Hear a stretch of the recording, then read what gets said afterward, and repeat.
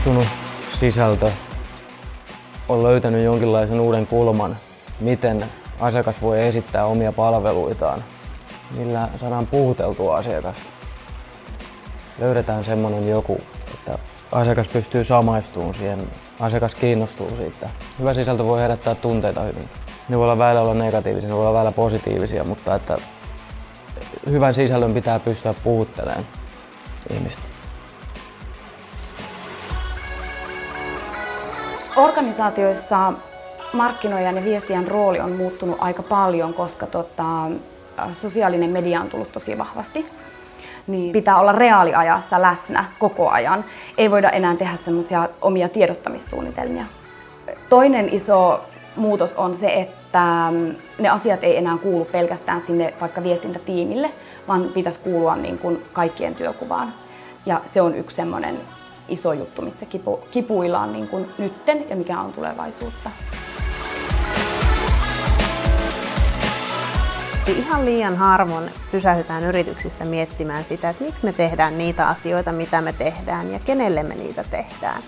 Eli sen oman tekemisen merkityksellisyyden kirkastaminen ja kiteyttäminen, niin se on mun mielestä niin kuin ihan A ja O. Koska ilman sitä omaa paloa ja ilman sitä sellaista niin kuin whyta, mikä innostaa ja inspiroi sun työntekijät, sut itses yrittäjänä ja ennen kaikkea ne sun tulevat asiakkaat, niin mun mielestä kaikki markkinointi, kaikki tekeminen, niin se lähtee sieltä niin kuin merkityksellisyydestä ja sen oman vain kiteyttämisestä.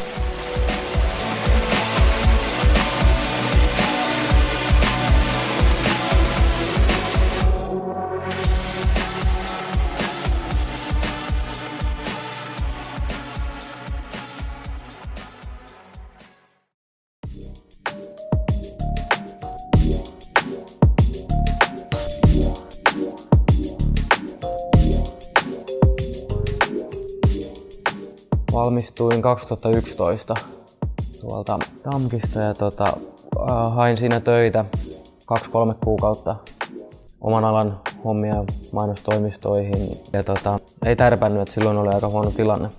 Perustin toiminimen 2011 heinäkuussa ja aloitin tekemään mainostoimistohommia. Nyt sitten 5 vuotta eteenpäin niin toimitaan mainostoimisto Paranaksessa yrittäjänä. Meillä on semmoinen pyritään olemaan helposti lähestyttävä pieni toimisto, joka pystyy ketterästi reagoimaan asiakkaan toiveisiin. Että meillä ei ole selkeästi ollut missään vaiheessa visio, että meillä pitää olla tietyn statuksen omaavia asiakkuuksia, vaan että oikeastaan ihan kaikki, jotka tarvitsevat meidän palveluita, niin ollaan heille valmiita tarjoamaan meidän palveluita.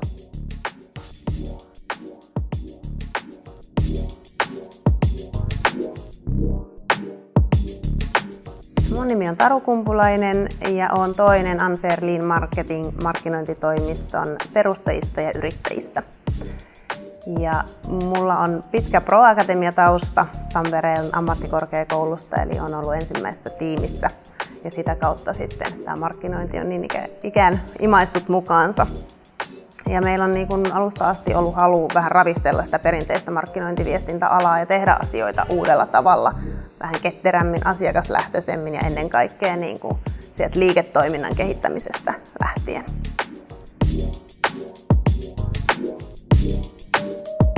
Silja Oy:ssä me tehdään viestintää ja vuorovaikutusta ja asiakaskohtaamisia niin verkossa kuin liveenä.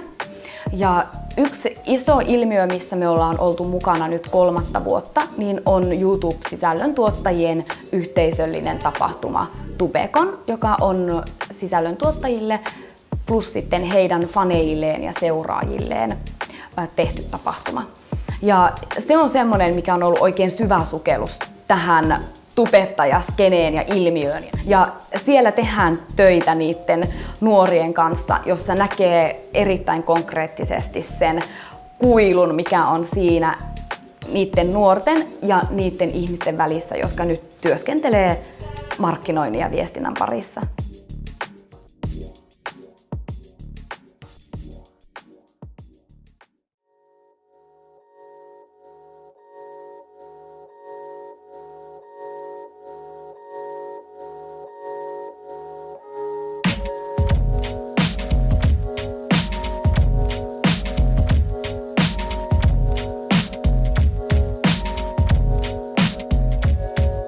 Yksi vahvimmista trendeistä markkinoinnissa on jo pidemmän aikaa ollut digitalisoituminen ja uudet kanavat. Ennen kaikkea sosiaalinen media, niin sen käyttö on kasvanut ihan räjähdysmaisesti.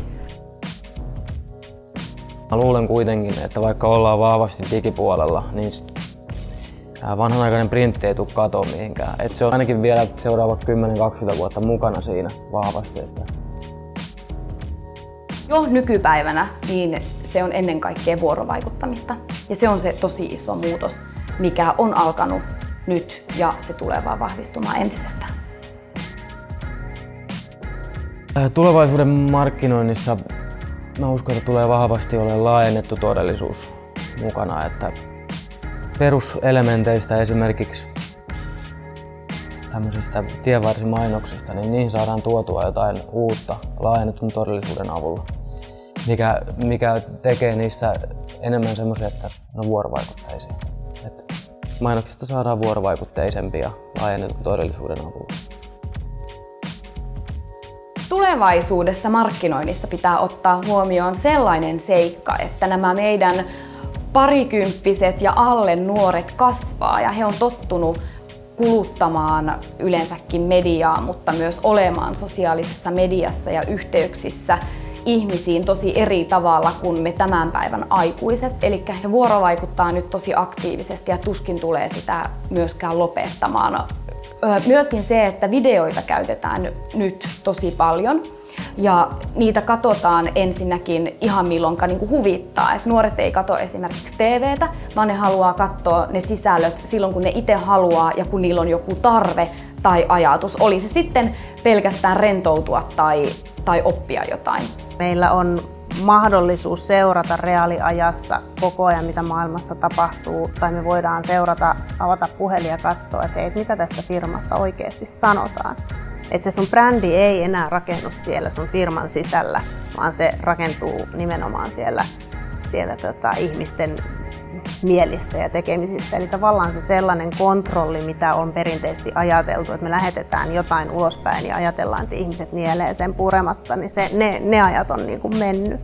Meidän pitää koko ajan olla hereillä siitä, että mitä meidän toimialassa tapahtuu, mitä meidän niin kuin ympäröivässä maailmassa, poliittisessa tilanteessa tapahtuu ja yrittää sieltä poimia niin kuin sellaisia täkyjä. Mun mielestä hyvä esimerkki yrityksestä, joka tekee paitsi johtamista, niin myös markkinointia aivan eri tavalla, on Vinsit. Eli hehän on oikeastaan kääntänyt sen markkinoinnin käärien täysin rekrytointimarkkinointiin. Ja mä liitän tämän myös niin kuin tietyllä osin tämän milleniaalisukupolvenkin trendeihin, että tavallaan, että nyt haetaan sellaista omaa kotia, omaa fiilistä, jotain semmoista heimoa, mihin me niinku oikeasti voidaan tuntea, että tohon me kuulutaan, tota me halutaan seurata, noi tekee jotain sillä mikä niinku puhuttelee mua.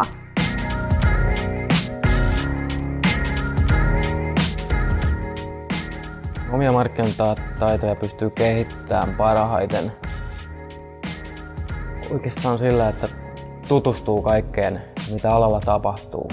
Seuraa erilaisia medioita, blogeja, lukee kirjoja, pyrkii myös itse tekemään vähän kaikkea. Se voi olla joku, että kirjoittaa vaikka omaa blogia ja lisäilee sinne kuvia.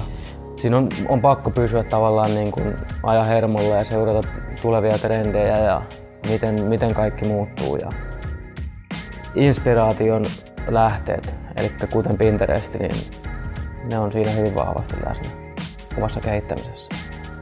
Mä näkisin, että omat markkinointitaidot lähtee hirveän paljon siitä omasta asenteesta ja siitä tavallaan halusta kokeilla ja lähtee rohkeasti tekemään asioita.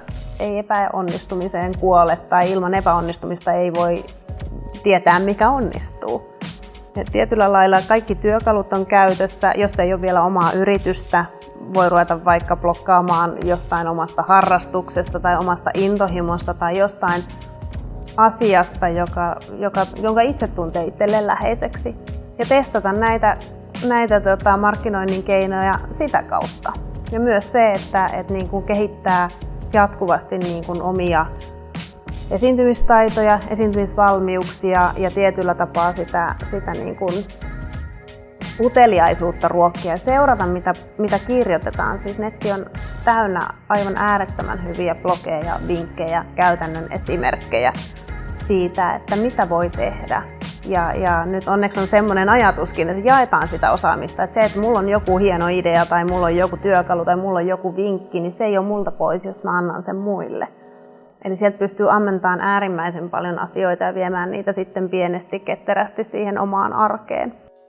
Markkinoijalle tärkein juttu vielä lopuksi on se löytää itsestään se rohkein versio, mitä pystyy kantamaan. Ja älä ole mauton tai hajuton, koska silloin ei ketään kiinnosta.